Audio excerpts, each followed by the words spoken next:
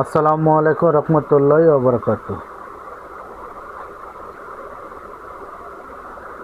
Sharmin homeo হলের পক্ষ থেকে আমি ডাক্তার মোহাম্মদ ফারুক হোসেন।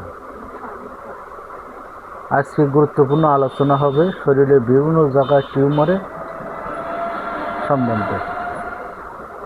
টিউমারের জন্য গুরুত্বপূর্ণ হোমিওপ্যাথি ঔষধ। কোনিয়াম শক্ত ও ধীরে বাড়ে এমন টিউমার, বিশেষ করে স্তনে, গলা বা গ্রহিতে চাপ দিলে ব্যথা হয়।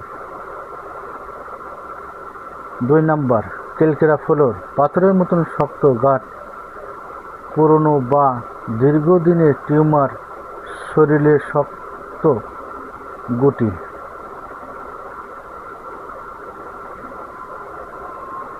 3 নম্বর, সাইলেসিয়া পুষ বা ইনফেকশনের টিউমারে ধীরে ধীরে বাড়ে।